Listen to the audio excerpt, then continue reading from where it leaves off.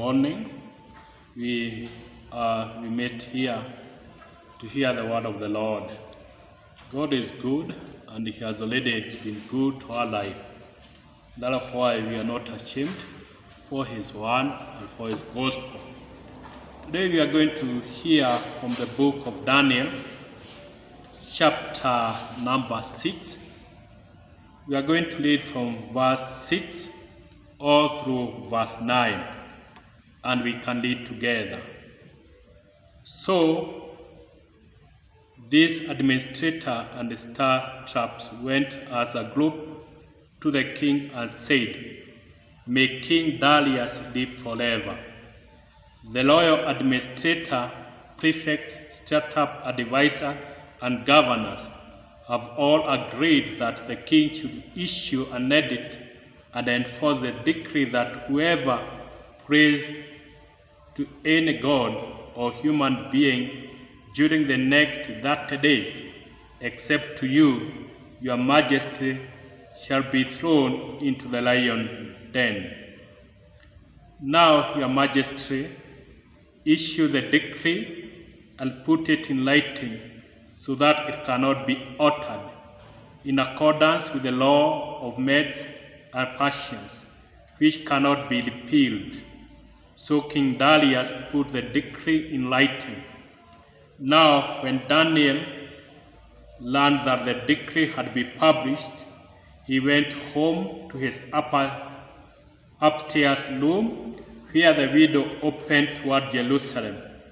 3 times a day he got down on his knee and prayed, giving thanks to his God, just as he has done before.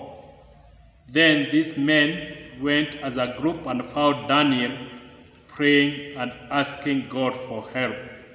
That's the word of the Lord. For I pray in Jesus' holy and mighty name. Amen. My sermon statement this morning is, I will not abandon my faith. I will not abandon my faith. That's my sermon statement this morning.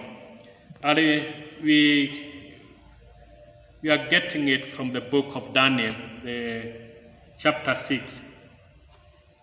One thing that I would like to say is that the book of Daniel revolves around 2 themes. One, sovereignty of God, and second, the faith in God. In the sovereignty of God, the book of Daniel clearly exhibits the power of true God. It tells us of God who judge and destroy the rebellious world power. The second theme of the faith in God, the book of Daniel encourages believers to be obedient to God and no matter what. Look for Jews, Shadrach, Meshach, Abednego, and Daniel, who feature in this book, had unstoppable faith. Their faith could not be wavered, not even when they were threatened by death. So, coming back to chapter 6 now. Chapter 6 talked about the law of Darius, the decree against prayers, begging for 30 days.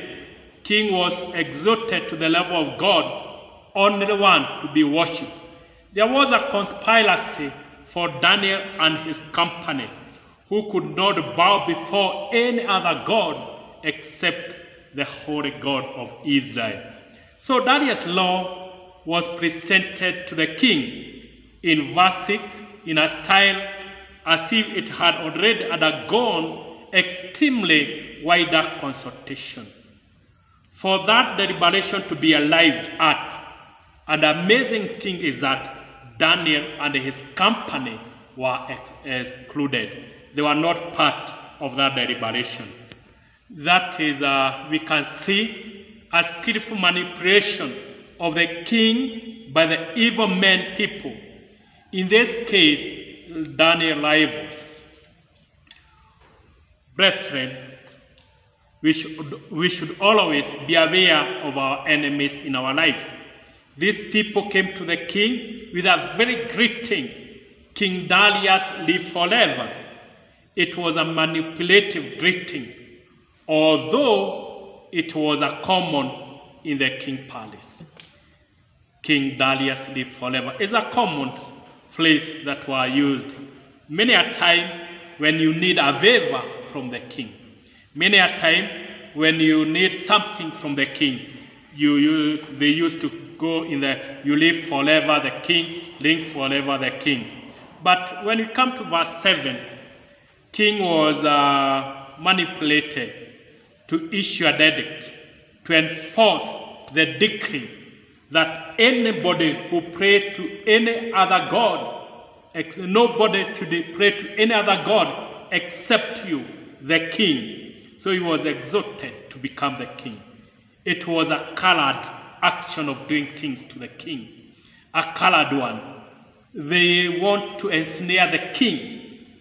These craft men who crafted draconian law for the purpose of Daniel, who was godly and righteous person. They crafted only with might that they are going to snare Daniel together with his company. Even today, it's good to say that people evil scheme, the same way they did to Daniel. Having in mind only one person, they intend him or her to suffer, but eventually a great multitude suffer as a result. They were doing only for Daniel, but anyone within the kingdom was affected. In verse 8, the king with his massaged ego, no doubt he agreed with the plan. He thought maybe the Medes or the Persian god will suppress the foreign god, and in particular, God of Israel. He assented the law for his own pride. He assented the law for his own pride. Now, I can hear him saying, my fellow countrymen, I was advised to put this measure for my kingdom. For that it is no other god or person to be worshipped apart from me. And are now dutiful to my kingdom, are sent, and I paid my signature. Behind or in the background, the Daniel rivals clapping. He has already done that one. When you hear my fellow countrymen, you may think that he was having the might of the kingdom in him. Note that some people use law as a weapon to fight their competitor. Even in the church today, and even in the country, there is that using of law, legislation, because of as a weapon to fight one person or to fight a group of people. This Darius law has nothing to do with the benefit of the kingdom. It was drafted only to magnify the king and make him seem both great and kind to his subject. One may wonder and challenge his thought, challenge or petition, begging to be made only to him, praying only to him. It appeared that the king would be ready for the audience. He was thank God to listen to all their needs and wants. Now, the king have already changed to become the God through the manipulation of some few people. The interdiction of prayers for that day, it was a way of robbing God his glory. People get comfort, joy in God only through prayers and worship. So for that days, the people are robbed the opportunity to get the comfort, to get the joy, to get the providence that comes from God. Let's pause in verse 10, where Daniel disobeyed the law. Daniel disobeyed the law. 1, he did not retire to the countryside to hide and worship God. Nor he did not abscond the duty of serving the king and God. He stood his ground. For him, it was opportunity to honor God before men. For him, it was opportunity to honor God and men. It was obvious that Daniel was a man of prayer. He knew the consequence of his action. Despite him knowing the consequence of his action, he nevertheless readily paid the price. He continued prayed his routine spiritual walk. He prayed in his house alone, sometimes with family, as it was a custom for the Israelites. Praying in the house alone, and sometimes with the family, the issue of the family altar. Second, in every prayer, he gives thanks to God. In every prayer, he gives thanks to God. Now, number 3, he focused to God and his covenant. He did not focus to the draconian law that was put there by his rival. He focused only to God and prayed to him alone. He knelt before God, a gesture that expressed humility, reverence, submission. He was firm in his faith. And he opened the door of his chamber that faced Jerusalem, holy city, which signified the affection he had for Jerusalem. As you can see in the book of Psalms, chapter 101, verse 1, let my cry for help come to you. Let my cry for help come to you. So he was praying to God because it's only the one that can give him help, no other person. That's why he preferred Jerusalem and remember it. In the Psalms chapter 137, a very common song of Babylon, but verse 5 and 6, there is a quote that I'm going to quote. How can I forget Jerusalem? How I consider Jerusalem my highest joy. So for him, Jerusalem was a place that was not to be forgotten, was a place to be considered for the joy. So it was at Jerusalem, the place that God has chosen to put his name there, that the Jerusalem temple. During the prayer of the dedication of the temple, as recorded in the book of the First King, chapter 8, verse 48 and 49, and 2 Chronicles, chapter 6, verse 34 and 39. And I'm going to quote, when people goes to war, pray toward this city. So they were ordered, when they were out of Jerusalem, they remember the city of Jerusalem. God is going to hear from heaven. When people are led to captivity and pray, turning back to you. So turning back, remembering Jerusalem, remembering God. So Daniel, by opening the window, he was remembering Jerusalem, where his help comes from, where there is a platform, the stool, the place of God. Another thing that we need to know about his prayer, he prayed 3 times a day. He was a true Jew. As you can see, David in the Psalms chapter verse 55, verse 17. David used to pray in the morning, in the noon, and in the evening. It was a regular communication to God, who was essential to the pious Jews.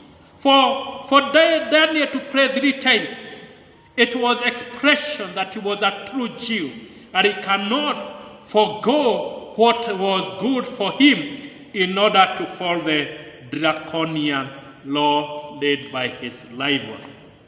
And he also prayed in open, not in secretion. He was not afraid or ashamed for the word of God. Believers, we are not supposed to be ashamed of the gospel, no matter what, no matter the consequence of the gospel. We should not be afraid for the gospel. He did did not do it secretly. He could have already considered by his peers the rival as coward person. And remember, there were so many people below him in the lower sphere of life. They were eyeing Daniel as their source of their faith. Their behavior must be, his behavior, therefore, he must act in courage as a courageous person, not only for himself, but also for his company who are looking up unto him, so that he may have faith. He must not omit his duty for the fear of suffering. The time of the great trial, stress must be laid upon confession of Christ. During the time that you feel that you are so low, when you feel that you are abandoned by your friends, just remember to confess Christ. He is going to walk with you. Don't omit, don't neglect your duty of serving him, so that you may serve the other law that are put there. I want to speak either 2 points. One, it is better to obey God rather than fearing man who can do nothing to you. It is better to obey God rather than fearing man. And I ask, what can man do to you? What can man do to you? Those who lose faith in order to save their life make a bad bargain for themselves. At the end, they fool themselves. Daniel stood the faith. He obeyed God even the remotest part of his life. When he was faced with the threat of death, he stood the ground and obeyed God. He defended his faith. Number 2, we need to honor spiritual discipline ordained by God. We need to have the habit of approaching God as a means of grace to nourish our soul and mind. It gives us joy and gladness in God. When you have that habit, it gives us joy and gladness in God. The spiritual discipline of the habit that sustained Daniel is regular or full-time performance, action or activity to induce spiritual experience. So we can imitate his life by 1, meditating on Word of God. Word of God is the foundation of all Christian life. In living, we have 2 forces. 1, the Word, and another one, the Word of God. Therefore, we need to meditate upon the Word of the Lord. Through the Word of God, we get revelation of God and his work, mercy, and punishment. When we interact with the Word of God, we get revelation to know God better and his work, his mercy, and his punishment. As a Christian, we are supposed to incorporate the daily intake of the Word of God by spending time studying the Bible and reading the Word, studying the Bible, and even meditating the time of silence before God. Daniel had a habit also of giving thanks. We are supposed to give thanks as a Christian. It's a good discipline for us to give thanks. Let us not cease giving thanks as recorded in the book of Thessalonians, 1 Thessalonians, chapter 5, verse 18, and also Psalms 100, verse 4. I will enter his gate with thanksgiving. Let us have that habit of giving thanks of all situations, of all circumstances that we're having.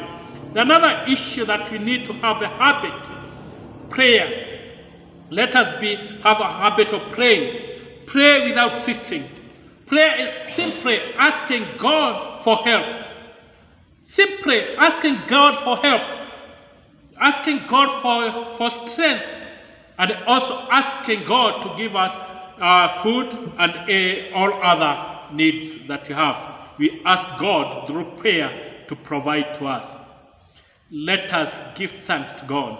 And it's also a good habit at a time like this one to have the habit of giving and serving Him. Let us have that habit of serving Him. In the book of Romans, chapter 12, verse 1 and 2 and 3, is talk about the listenable service.